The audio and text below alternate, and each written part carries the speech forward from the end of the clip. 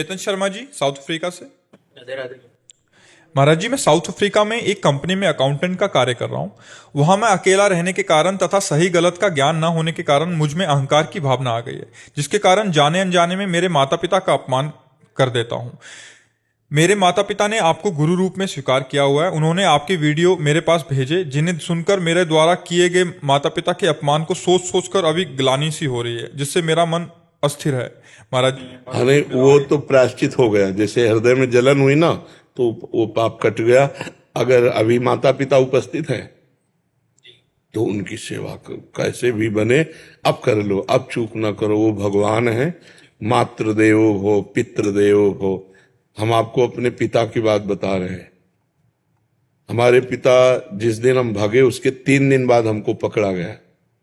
खोजबीन सब शुरू हुई तो 3 दिन बाद पकड़ा गया कि एक गोरा लड़का है वहां जंगल में देवी के मंदिर में रह रहा है। तो पहले बड़े भाई आए तो उनको तो कठोर शब्दों से कह के, बहुत विवेक प्रवीण था, बचपन में भी बहुत विवेक प्रवीण था। मतलब प्रवीण ना होता तो संसार की यात्रा काटते हुए भगवान ऐसे कैसे लाते। तो जब पिताजी आए तब हम मिल गए, क्योंकि वो एक कठोर स्वभाव के और बहुत धर्मात्मा पुरुष थे।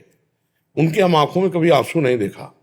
बहुत ही दृढ़, सर्दी गर्मी भूख प्यास सब बर्दाश्त करके संतों की सेवा करना और गृहस्थ एकदम किसान आदमी ऐसे। तो जब वो आए तो हमारे मन में आया कि मारेंगे अगर हम आंख खोलेंगे, बात करेंगे तो उत्तर हमारा मानेंगे नहीं है, और इनकी हम अवहेलना कर नहीं सकते। तो आंख मूंद के बैठ गए। जो ही देखा पिताजी आ रहे सो आंख मूंद के बैठ। वो नजदीक आए अपने स्वभावश, उठ खड़ा हो, नहीं खड़े हुए। खड़ा हो, नहीं खड़े हुए। तीसरी बार का आप खड़ा हो जा तो हमें लगा डंडा पड़ेगा चौथी बार। तो खड़े हो गए, बच्चे ही थे, खड़े हो गए। तो चाचा जी वगैरह उनको बड़े भैया कहते थे, तो हम भी पिताजी नहीं कहते थे, हम भी बड़े भैया कहते थे। तो हम कहा बड़े भैया आपसे एक प्रार्थना करें। उनका बताओ। हम कहा ये जिंदगी भगवान के नाम है, आप चाहे काट डालो ना घर जाएंगे ना आपकी बात मानेंगे। तो हम उनकी कृपा की बात बता रहे। तो एकदम चैप्टर बदल गया, जैसे भगवान की कृपा ना। तो उनका सच्ची, हमका आपसे सच्ची बात कह रहे, घर नहीं जाओगे करना, कभी जिंदगी में ब्याह नहीं करोगे करना। बोले खड़े हो जा। खड़े हो गए, ऐसे छाती से लगाया और कहा राम राम राम। 3 बार ऐसे छाती से कहा राम राम राम, ऐसे कहा और कहा जाओ, अगर ऊसर में भी बैठोगे तो फूलों की वर्षा होगी। जाओ, जिंदगी में कभी तुम्हारा कोई बाल बांका नहीं कर सकता। पर एक बात ध्यान रखना, अगर आप बाबाजी बनते हो तो हमारा आशीर्वाद हो, ऊसर में भी बैठोगे तो फूल बरसेंगे, और जिंदगी में कोई बाल बांका तुम्हारा नहीं कर सकता। और अगर कहीं किसी की बहन बेटी देखी तो फिर तो हम कहा जिंदगी में आप इस बात को कभी नहीं सुनोगे। तो वो तो पधार गए, कई वर्ष हो गए उनको पधारे हुए, पर उनका आशीर्वाद, माता पिता का आशीर्वाद भगवान का आशीर्वाद होता है। हाँ, तो इसलिए अगर माता पिता से कभी कटु व्यवहार हो जाए तो हमें लगता है अगर वो जिंदा हैं तो अभी बहुत बढ़िया अवसर है उनकी सेवा करके, हम क्षमापन करके अपने मातृ पितृ ऋण से उऋण हो जाए। हमारा ऋण भी तो है, केवल रुपया कमाना खाना पीना नहीं।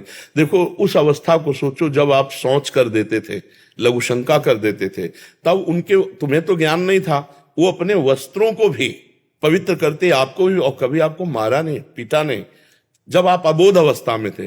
अब आप बोधवान हुए तो आप उनको कटु वचन बोले, अगर उनकी सेवा ना करें। देखो बूढ़े माता पिता, ऐसी स्थिति आ जाती है कि उठना मुश्किल होता है, अपनी सेवा करना मुश्किल होता है। अच्छा, स्वभाव में चिड़चिड़ापन आ जाता है। आप लाख सेवा करोगे, दूसरा कोई आएगा तो आपकी वो निंदा करेंगे कि कुछ सेवा नहीं करता, फिर भी आपको बुरा नहीं मानना उनकी सेवा। अगर ऐसा कर ले गए तो मातृदेव हो पितृदेव हो, माता पिता का आशीर्वाद भगवान से मिला सकता है। भगवान से, माता पिता साक्षात भगवान ही है, सब में भगवान। माता पिता तो मातृ शास्त्र कहता है, हमारा उपनिषद कहता है मातृदेव हो पितृदेव हो। तो आप माता पिता की आराधना करो।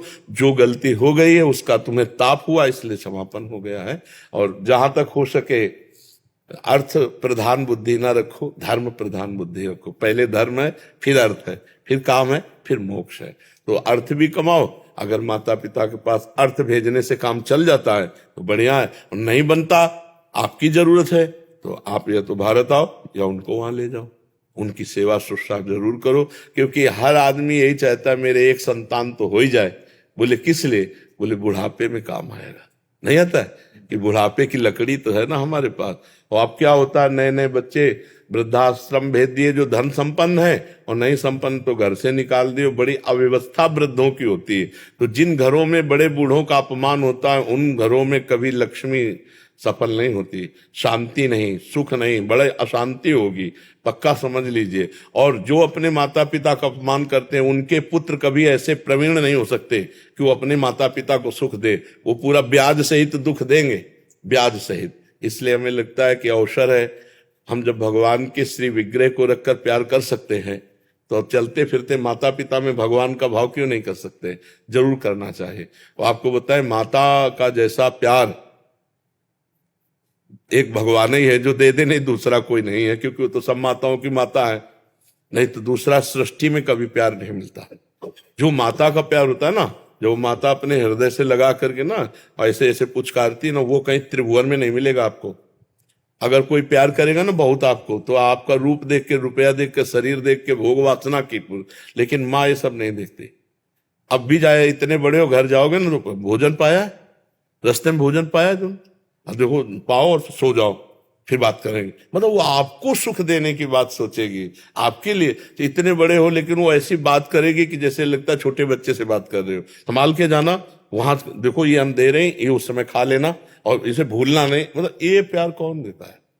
हाँ, संसार में तो सब स्वार्थ का व्यवहार चल रहा है। माता पिता को जरूर पूजा करनी चाहिए, माता पिता की सेवा करनी चाहिए। हम तो कहते हैं और भगवान विराजमान करो मत करो, माता पिता की आराधना कर लो, इसी से भगवान मिल जाएंगे, इसी से भगवान मिल जाएंगे।